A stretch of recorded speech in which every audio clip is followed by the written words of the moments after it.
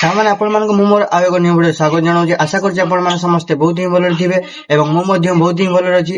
ତ ସାଙ୍ଗମାନେ ଆଜିର ଭିଡିଓରେ ମୁଁ ଆପଣମାନଙ୍କୁ ଜଣାଇବାକୁ ଚାହୁଁଛି, ତ ଆପଣମାନେ ତ ଜାଣିଥିବେ ସାଙ୍ଗମାନେ, ପୂର୍ବରୁ ମୁଁ ଏକ ଭିଡିଓ ବନେଇଥିଲି ଯୋଉଟାକି ଆମ କିସ୍ ୟୁନିଭର୍ସିଟିରେ ପ୍ରଥମରୁ ପଞ୍ଚମ ଶ୍ରେଣୀ ପର୍ଯ୍ୟନ୍ତ ଝିଅ ପିଲାମାନଙ୍କର ଆଡମିସନକୁ ନେଇ ଗୋଟେ ଭିଡିଓ ବନେଇଥିଲି ଏବଂ ସେଇ ଭିଡିଓରେ ବହୁତ ହିଁ ଜଣ ଭାଇ ଭଉଣୀ ମାନେ କମେଣ୍ଟ କରିଥିଲେ ଯେ ଭାଇ ଆମର ସିଲେକ୍ସନ ପ୍ରୋସେସନ କେମିତି ହବ ଆମେ ଜାଣିପାରୁନୁ, ଆଉ ଲାଷ୍ଟ ଡେଟ୍ କେବେ, ଆଉ ଆମେ କେମିତି ଜାଣିବା ଯେ ଆମ ପିଲାର ସିଲେକ୍ଟ ହେଇଛି କି ନାହିଁ, ଆଉ କେମିତି କଣ ଯିବା ଆମେ ସେ ହଷ୍ଟେଲକୁ।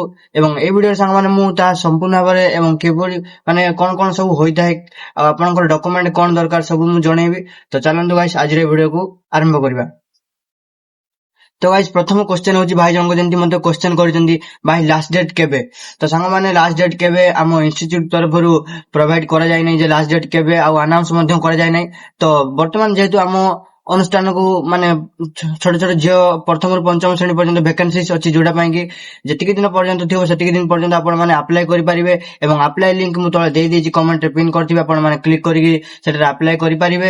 ଏବଂ ଆପ୍ଲାଏ କରିବା ସମୟରେ ଆପଣ ଯୋଉ କଣ୍ଟାକ୍ଟ ନମ୍ବର ଦଉଛନ୍ତି ଏବଂ ମନେ ରଖିବେ ଯେଉଁ କଣ୍ଟାକ୍ଟ ନମ୍ବର ଆପଣମାନେ ଦେବେ ସେଇ କଣ୍ଟାକ୍ଟ ତରଫରୁ ହିଁ ଆପଣଙ୍କ ପାଖକୁ ଅଫିସିଆଲି ଆନାଉନ୍ସମେଣ୍ଟ ଯିବ ଯେ ଆପଣଙ୍କ ପିଲା ଆଡମିସନ ପାଇଁ ସିଲେକ୍ଟ ହୋଇଛନ୍ତି କି ନାହିଁ। ତ ସେଥିପାଇଁ ଆପଣମାନେ ଯେଉଁ କଣ୍ଟାକ୍ଟ ନମ୍ବରରେ ଆପଣମାନେ ଯୋଗାଯୋଗ କରିପାରୁଛନ୍ତି ସେଇଭଳି କଣ୍ଟାକ୍ଟ ଦେବେ। ନଚେତ୍ ଯଦି ଆପଣ କଣ୍ଟାକ୍ଟ କରିପାରୁନାହାନ୍ତି, ଯେକୌଣସି ମାନେ ଯଦି ସିମ୍ ହଜି ଯାଇଛି କି ସିମ୍ କୁଆଡେ ହଜି ଯାଇଛି, ତ ସେଭଳି ନମ୍ବର ଦିଅନ୍ତୁ ନାହିଁ, କାରଣ ଆପଣଙ୍କ ସହିତ ମାନେ ଯୋଉ ଆମ ଇନଷ୍ଟିଚ୍ୟୁଟ ତରଫରୁ ଯୋଉ ଅଫିସିଆଲି କଲ୍ ଯିବ ତାହା ସହିତ ଆପଣମାନେ ଯୋଗାଯୋଗ କରିପାରିବେ ନାହିଁ। ତ ତେଣୁକରି ଆପଣମାନେ ଯେଉଁ ଫୋନ ନମ୍ବରରେ ଆପଣ ଘରେ କଣ୍ଟାକ୍ଟ କରିପାରୁଛନ୍ତି ଏବଂ ମାନେ ଏପଟ ସେପଟ କଥାବାର୍ତ୍ତା ହେଇପାରୁଛନ୍ତି ଯେଉଁ ନମ୍ବରରେ, ତ ସେଇ ନମ୍ବରରେ ଆପଣମାନେ ଆଡମିସନ ପାଇଁ ଦେବେ।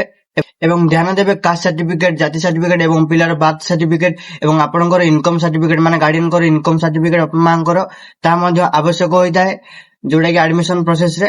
ତ ସେସବୁ ଆପଣ ଏବେଠୁ ହିଁ କରିକି ରଖିଥାନ୍ତୁ। ଆଉ ଆପଣଙ୍କର ଯେବେ ପିଲା ଯେତେବେଳେ ସିଲେକ୍ସନ ପାଇଁ ଆପଣଙ୍କ ପାଖକୁ ନୋଟିଫିକେସନ ଯିବ, ତ ସେତେବେଳେ ଆପଣଙ୍କୁ ଆଉ ହଇରାଣ ହବା ପାଇଁ ପଡିବନି।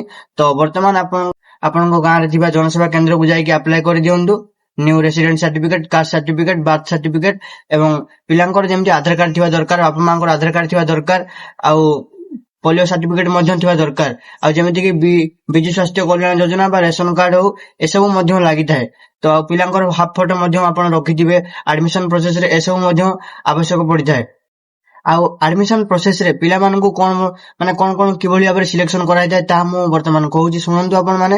ଯେମିତିକି ପିଲାମାନେ ଯେହେତୁ ପ୍ରଥମରୁ ପଞ୍ଚମ ଶ୍ରେଣୀ ପଢୁଛି, ତ ସେଥିପାଇଁ କମନ ପାଠ ଯାକ ପଚାରିବେ, ଯେମିତିକି ମାନେ 1ରୁ 100 ପର୍ଯ୍ୟନ୍ତ 1 2 ଡାକିବା ପାଇଁ କହିବେ, 1 2 କହିବେ, ଅ ଆ କହିବେ, ପଚାରିବେ ଅ ଆ ଏବଂ କ୍ୟାପିଟାଲ ଏବିସିଡି, ସ୍ମଲ ଏବିସିଡି ଏସବୁ ଶିଖେଇଥାନ୍ତୁ। ଏବଂ ଯୋଉ ଡିଷ୍ଟ୍ରିକ୍ଟରୁ ଆପଣମାନେ ବିଲଙ୍ଗ କରୁଛନ୍ତି ସେ ଡିଷ୍ଟ୍ରିକ୍ଟରେ ଟିକେ ଛୋଟ ଛୋଟ ଜେନେରାଲ ନଲେଜ ଗୁଡା ମଧ୍ୟ ଶିଖେଇଥାନ୍ତୁ ଆପଣଙ୍କ ପିଲାମାନଙ୍କୁ, ଯେମିତିକି ଡିଷ୍ଟ୍ରିକ୍ଟର ନାମ କଣ, ବ୍ଲକର ନାମ କଣ, ଆପଣଙ୍କର ପିନକୋଡ କେତେ, ଆଉ ବାପା ମାଙ୍କ ନାମ କଣ, ତାର ନାମ କଣ, ଆଉ ସେ କଣ ପାଇଁ କିସ୍ ଅନୁଷ୍ଠାନରେ ପଢିବାକୁ ଇଚ୍ଛା ପ୍ରକାଶ କଲେ, ତ ସେସବୁ ମଧ୍ୟ ଟିକେ ଟିକେ ଆପଣଙ୍କ ପିଲାଙ୍କୁ ଆପଣ ମାନେ ଧାରଣା ଦେଇଥାନ୍ତୁ।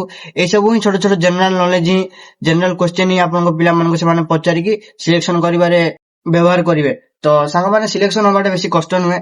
ଆପଣଙ୍କ ପିଲା ମାନେ ଯଦି ଭଲ ଭାବରେ ଏଇ ସବୁ କରିଦବ ତ ଆପଣଙ୍କ ପିଲା ନିଶ୍ଚୟ ସିଲେକ୍ସନ ହେଇଯିବ, ଯେହେତୁ ପ୍ରଥମରୁ ପଞ୍ଚମ ପର୍ଯ୍ୟନ୍ତ ହିଁ କେବଳ ଅଛି।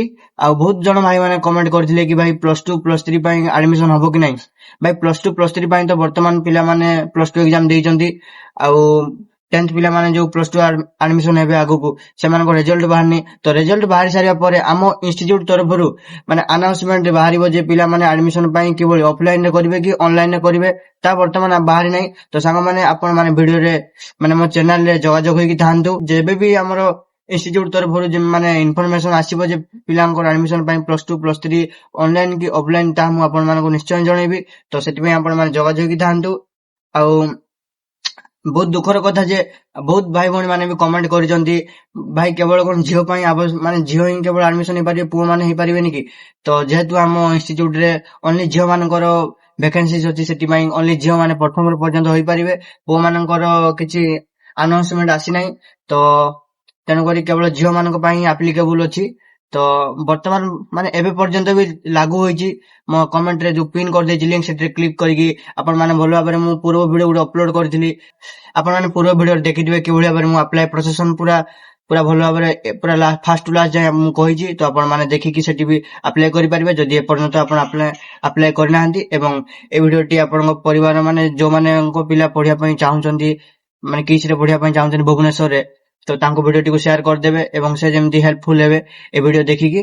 ତ ସେମିତି କିଛି ଆନାଉନ୍ସମେଣ୍ଟ ଆସିନି ଲାଷ୍ଟ ଡେଟ୍ କେବେ ଆଉ ଆପ୍ଲାଏ ଡେଟ୍ କେବେ। ତ ବର୍ତ୍ତମାନ ସାଙ୍ଗମାନେ ଆପ୍ଲାଏ ଚାଲୁଛି, ତ ଆପଣ ମାନେ ଯଦି ଆପ୍ଲାଏ କରିନାହାନ୍ତି ତ ଆପ୍ଲାଏ କରିଦିଅନ୍ତୁ। ଯେହେତୁ ମାନେ ବିଶ୍ୱର ସବୁଠୁ ବଡ ଆଦିବାସୀ ଅନୁଷ୍ଠାନ ଅଟେ ଆମ କିସ୍ ୟୁନିଭର୍ସିଟି, ତ ଯୋଉଠିକି ପିଲାମାନଙ୍କୁ ପୁରା ସମ୍ପୂର୍ଣ୍ଣ ମାଗଣା ଭାବରେ ଖାଇବାଠୁ ଆରମ୍ଭ କରି ପଢିବା ଖେଳିବା ସମ୍ପୂର୍ଣ୍ଣ ସୁବିଧା ସୁଯୋଗର ପ୍ରଦାନ କରାଯାଇଥାଏ ଏଇ ୟୁନିଭର୍ସିଟିରେ।